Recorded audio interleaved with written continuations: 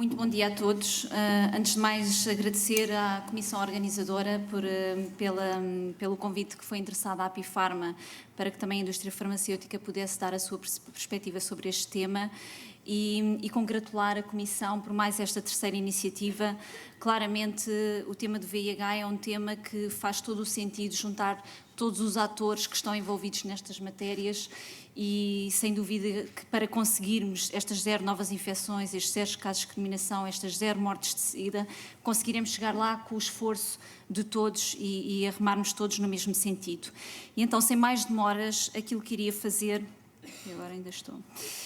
É uma agenda muito breve para contextualizar o problema que foi aqui colocado. Começaria por falar um bocadinho aquilo que tem sido o investimento na área da saúde e no medicamento, depois passaria para que tipo de estratégias é que têm sido implementadas para o controle da despesa, também dar nota, porque é importante, de todas as iniciativas que têm surgido na perspectiva de garantir a qualidade nos cuidados de saúde e a equidade, e depois falar sobre o tema em concreto desta sessão, que é o acesso efetivo a novos medicamentos hospitalares. E depois, como penso que temos todos de ser parte da solução e não parte do problema, deixar também aqui algumas propostas para discussão. Em termos de investimento em saúde, e utilizo a palavra investimento de forma propositada, penso que devemos olhar para o Orçamento de Estado da Saúde como um investimento que fazemos na saúde e não apenas uma despesa, e claramente aquilo que nós temos assistido... Aquilo que nós temos assistido, funciona aqui, aquilo que nós temos assistido foi claramente desde 2010 uma forte contração, basicamente a redução foram cerca de 1.000 milhões de euros, houve aqui uma regularização, um esforço para regularização de dívidas em 2012 e isto é uma situação crónica, se estivéssemos a ver o financiamento hospitalar, vemos que é sempre necessário existirem injeções de X em X tempo e está relacionado com o subfinanciamento, como disse, e portanto aquilo que nós temos é, assistimos a uma forte contração a nível do investimento na área da saúde, em termos de orçamento de Estado para a saúde de 1.000 milhões de euros, o que nos faz recuar para níveis de há 5 anos atrás. A nível do medicamento, também foram definidas metas muito agressivas, permitam uma expressão. Nós, a partir de 2010, começámos a observar, portanto, aqui tem a curva do medicamento hospitalar, do medicamento ambulatório, do total do mercado, e, portanto, nós, a partir de 2010, começamos a observar uma redução da despesa, muito relacionada com a questão de revisões anuais de preços, com a questão de ciclos de vida de determinados medicamentos, de dizer que em 2010 esta redução é sobretudo mais pronunciada nos medicamentos de ambulatório, portanto nos medicamentos dispensados na farmácia comunitária e no que diz respeito ao mercado hospitalar essa redução começa-se a ver sobretudo a partir de 2011. E portanto aqui referir 2 aspectos. Claramente o memorando de entendimento que foi estabelecido definia metas muito agressivas de um ponto de vista de redução da despesa. A meta em 2012 era 1,25%, a meta em 2013 tem gerado muita discussão, era em torno de 1%. Também se sabe que quando estas metas foram colocadas em cima da mesa estavam relacionadas com o mercado de ambulatório e não com os 2 mercados, o que quando se consideram os 2 torna muito mais difícil o seu cumprimento. A segunda nota que gostava de deixar aqui é que quer em 2012, quer em 2013, foi possível cumprir com este acordo e com aquilo que foram as metas que o Ministério da Saúde também definiu, graças a um acordo que foi estabelecido entre a indústria farmacêutica através da Apifarma e o Ministério da Saúde. E penso que também nos devemos congratular quando conseguimos fazer estes esforços e conseguimos aqui implementar medidas extraordinárias, e sabemos que são extraordinárias porque também estamos numa fase muito complicada e crítica no nosso país, mas que esperamos que no futuro possamos sair dela. E este acordo o que é que nos permitiu? Permitiu-nos em 2012 uma redução da despesa de 300 milhões de euros, permitiu-nos em 2013, foi definido que seria preferível uma contribuição efetiva da indústria farmacêutica em cima de todas as reduções de preço que ocorreram e, portanto, essa contribuição foi já acordada e já está a ocorrer o seu reembolso e são de 122 milhões de euros. Portanto, em súmula, nestes últimos 3 anos, o que tivemos de 2010 até 2013 foi uma redução em torno dos 900 milhões de euros. Portanto, podem ver, pelo slide anterior eu tinha-vos dito que a contração a nível do Orçamento de Estado geral tinha sido de 1.000 milhões e, portanto, aqui estamos a falar de praticamente 900 milhões. Portanto, é uma contração muito significativa no setor do medicamento. Contextualizar, porque também é sempre importante perceber o que estamos a cortar, o que é que representa no orçamento total. O medicamento hospitalar representa 11% do orçamento da saúde, sendo que com o medicamento ambulatório, então estamos a falar em torno dos 26%. E nunca poderia deixar de fazer esta apresentação sem também dar nota daquilo que é o sucesso no VIH. E são estes casos de sucesso que nos fazem ver que faz todo o sentido investir em inovação, que faz todo o sentido investir a nível da saúde. E, de facto, o caso do VIH é dos casos com maior sucesso. Nós passámos de uma doença fatal, em 89, a uma doença crónica. Conseguimos hoje em dia, com um diagnóstico atempado, com uma terapêutica adequada, ter quase que uma esperança média de vida normal. Portanto, isto foi um benefício enorme para as pessoas diretamente afetadas, foi um benefício enorme do ponto de vista de saúde pública e que temos todo o interesse em manter esta história de sucesso. Para tentar simplificar aquilo que têm sido as diversas medidas, tentámos aqui organizar tudo aquilo que tem sido os acontecimentos. Portanto, por um lado, têm existido medidas em torno da redução da despesa, muito à base de reduções de preços e também definição de tetos para cada medicamento. A primeira de todas, e terão acompanhado, foram as reduções administrativas que ocorreram este ano, em abril e em junho.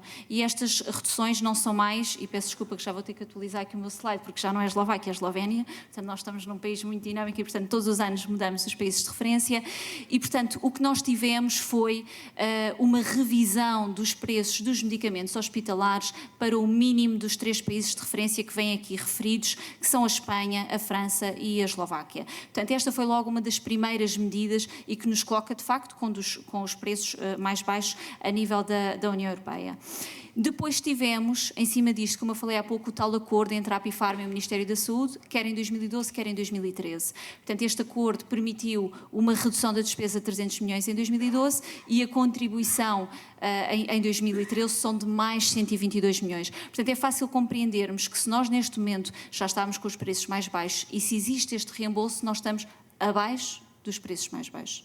E, portanto, eu faço questão de dar esta nota porque ouve-se muito dizer que é preciso uma situação excepcional para Portugal. Ora, Portugal está numa situação excepcional. Nós, através deste tipo de acordo, efetivamente estamos a conseguir cumprir com aquilo que são as metas de despesa, estamos, de facto, com preços inferiores àquilo que é o praticado a nível europeu, mas também achámos que era extremamente importante este contributo para a sustentabilidade e então para isso agora também conseguimos dar os passos a nível da acessibilidade que todos queremos dar. Para além disto, às vezes não é muito visível, mas o Dr. Cristóvão Martins também já deu aqui nota, qualquer medicamento a partir de 2007 ou qualquer nova indicação neste momento são avaliadas pelo Infarmed através do processo de avaliação prévia, o que significa que para todos esses medicamentos há um preço e há um teto de despesa e quando esse teto é ultrapassado, é reembolsado, há um reembolso ao Ministério da Saúde. Também tive a oportunidade de perceber recentemente que este reembolso é ao Tesouro, portanto não é um reembolso efetuado aos hospitais, se calhar este aqui é um ponto que poderá merecer alguma reflexão em termos de otimização, uma vez que é o hospital que contrai a despesa. Portanto, isto do ponto de vista de preços, a mensagem era muito clara, de facto nós estamos efetivamente com os preços mais baixos e compreendemos porquê, e há aqui um contributo adicional por parte da indústria farmacêutica, tendo em vista o assegurar da sustentabilidade. Em termos de utilização de medicamentos, e aqui parece-me, já foram dadas diversas explicações nas apresentações anteriores, eu parece-me que vale a pena refletir e perceber como é que conseguimos tornar este modelo mais eficiente, concordo completamente com a expressão utilizada, porque neste momento, a nível do VIH, falamos em recomendações terapêuticas, em normas de orientações clínicas, no formulário, que já existe para o VIH, e todos sabemos, quem está mais próximo desta área, que existem protocolos terapêuticos regionais em discussão e também alguns hospitais com protocolos hospitalares propriamente ditos. Para além disso, também a par ocorrem negociações de preços sucessivas. Portanto, este ponto aqui penso que merece a nossa reflexão e de que forma é que podemos melhorar a eficiência, até porque será um dos principais pontos que levantam questões no atraso ao acesso e questões de equidade no mesmo. Dar nota também que foi com muito agrado que vimos a publicação do despacho em torno da garantia da qualidade, equidade e acessibilidade na terapêutica do VIH, a nota da importância da adesão à terapêutica, a questão de garantirmos que as pessoas de facto têm pelo menos os 30 dias de terapêutica, e uma questão que nos parece muito importante é que as alterações terapêuticas ocorrem por questões de otimização clínica, ocorrem por questões de decisão clínica dos médicos e com o consentimento dos doentes. O financiamento hospitalar, e eu penso que é um segundo ponto de reflexão. O financiamento hospitalar, o VIH de facto tem uma linha de preço compreensivo, o que é uma vantagem. Há aqui uma necessidade de conseguirmos uma melhor integração entre aquilo que são as decisões de condições de financiamento e o financiamento hospitalar propriamente dito, e eu mais à frente vou tocar este ponto. Dar apenas uma nota que a questão do Civida, e foi com muito agrado que vimos os dados anteriormente apresentados pelo Dr. António Diniz, é um avanço muito significativo e é um passo importantíssimo para conseguirmos não só melhor controlar, mas melhor gerir nesta área.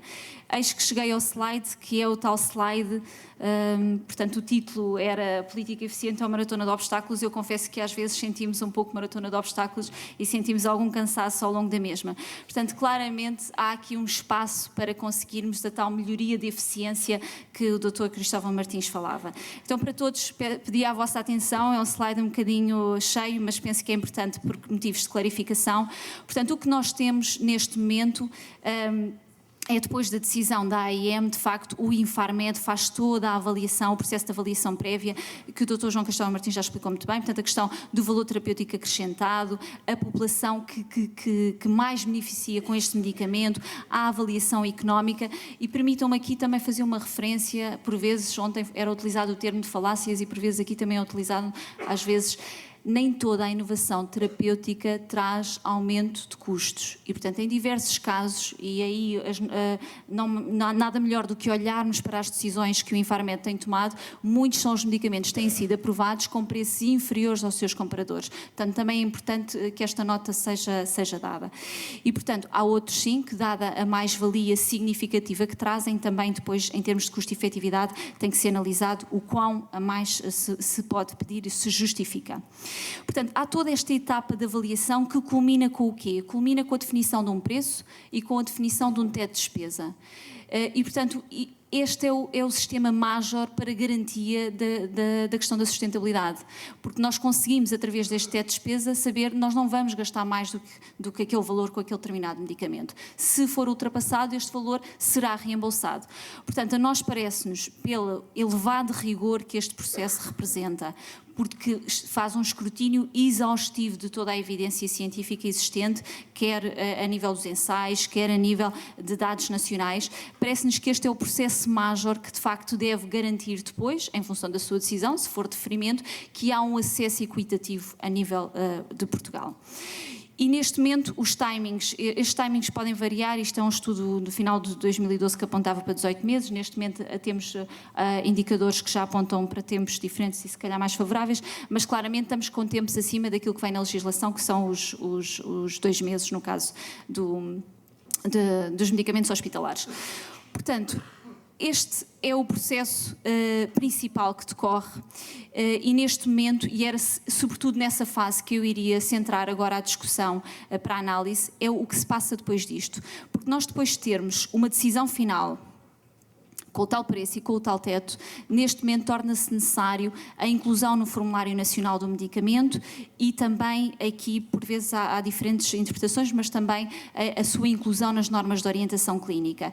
E, portanto, se tivermos aqui uma primeira avaliação, estamos aqui a falar de uma segunda e de uma terceira, compreendendo que podem haver prismas diferentes das avaliações que se pretendem fazer no formulário e nas normas, o que achamos é que é fundamental que a avaliação que se pretenda fazer aqui seja feita durante este processo. Seja feita durante o valor terapêutico acrescentado e seja feita durante a análise económica, porque senão estamos a assistir a sucessivas avaliações e cada avaliação que temos é um atraso que temos. Há pouco perguntava-se porque é que era tanto o atraso e, portanto, de facto, é um atraso que vamos ter. Portanto, aqui é uma das preocupações que temos neste momento, é o processo para que um medicamento que sai com uma avaliação prévia positiva entre automaticamente no formulário e nas normas de orientação clínica, que é algo que não está previsto hoje. Portanto, hoje em dia esses timings não estão perfeitamente definidos e poderemos ter aqui um novo atraso. Para além destas etapas, portanto, primeira avaliação, segunda, terceira, depois vamos ter todos os hospitais a fazer uma nova avaliação. Portanto, para que um medicamento esteja acessível no hospital, cada hospital vai avaliar na sua comissão de farmácia terapêutica, a sua administração, vai passar por toda uma etapa em que vai avaliar novamente os dados. E, portanto, estamos aqui num quarto nível. E dados indicam de medicamentos aprovados há cerca de 1 ano e outros aprovados há mais tempo pelo Infarmed, a aprovação da avaliação prévia, que por vezes demoram até ou mais de 1 ano a chegar aos hospitais. E, portanto, é sobretudo nesta fase que nós começamos a ter problemas de equidade e que é fundamental monitorizar. Portanto, parece-nos que a questão desta decisão, a partir do momento em que temos esta decisão, precisaríamos efetivamente de arranjar um processo de automaticamente estar no formulário e nas normas e de ter um acesso imediato aos hospitais. Agora, o porquê não é só apontar os problemas, mas também é tentar perceber a razão dos mesmos, porque é que existe esta necessidade de avaliação pelos hospitais e todo este processo. É que, de facto, aqui o Infarmed decide as condições de financiamento, o preço e o teto, mas de facto quem paga é o hospital. Portanto, a entidade pagadora é o hospital. E, portanto, aqui temos uma situação em que há uma entidade que decide as condições e há uma outra entidade que tem o financiamento efetivo, digamos-lhe. E é aí que surgem, de facto, as necessidades que os hospitais referem de reavaliar todo este processo. Portanto, este é um mapa longo, complexo, onde nos parece que é possível termos aqui, de facto, ganhos de eficiência. Os processos estão lá, estamos de acordo, mas é preciso ganharmos eficiência e, sobretudo, garantirmos que, a partir do momento em que o medicamento tem toda esta avaliação rigorosa e exaustiva por parte do Infarmed, através da avaliação prévia, portanto, esta primeira etapa, que o medicamento, efetivamente, passa a estar disponível a todas as pessoas que dele necessitam. Estou praticamente a terminar e lançava também aqui um desafio, porque o Formulário Nacional do Medicamento foi referido que um dos objetivos, e ainda ouvimos antes, era a questão da equidade. E nós temos, de facto, casos de medicamentos, de uma forma geral, que estão no formulário e que mesmo assim ainda não se encontram em alguns hospitais. Portanto, de que forma é que o objetivo tem muito mérito de garantir a equidade, agora de que forma é que depois conseguimos pôr em prática a nível hospitalar essa situação. Por último, como disse, mais do que apresentar problemas, faz sentido apresentarmos propostas e, portanto, estas seriam as 3 que deixaria para discussão. Um processo de avaliação único e célere que garanta a equidade no acesso ao nível dos hospitais, e isso parece-nos que é fundamental uma inclusão automática no formulário e nas normas, tendo em consideração os critérios de avaliação que as mesmas pretendam efetuar. E deixávamos aqui também uma sugestão, que era a monitorização do acesso efetivo hospitalar e a respectiva publicação. Poderíamos, para os novos medicamentos que vão sendo aprovados, perceber o tempo que medeia entre a sua aprovação e a chegada efetiva aos hospitais, para compreendermos então, porque nada melhor do que termos dados concretos para conseguirmos monitorizar a situação. E depois um segundo ponto que temos consciência que é mais complexo, mas que nos parece que é o cerne da questão, que é uma interligação entre a decisão das condições de financiamento, entre a tal decisão do preço e o teto, e o financiamento do hospital propriamente dito, porque neste momento estes 2 processos não estão interligados. E, de facto, se nós tivéssemos, quando é definido um limite de encargos, se tivéssemos a garantia do seu cabimento orçamental, se calhar conseguiríamos ultrapassar parte dos problemas. E uma última sugestão, mas isto é algo que está perfeitamente previsto, a questão de conseguirmos, para percebermos o nível de equidade que temos na garantia a terapêuticas com qualidade, conseguirmos ter uma monitorização e uma publicação do cumprimento, quer das normas de orientação clínica, quer das recomendações terapêuticas. Portanto, terminaria com este contributo para a discussão. Agradeço a vossa atenção.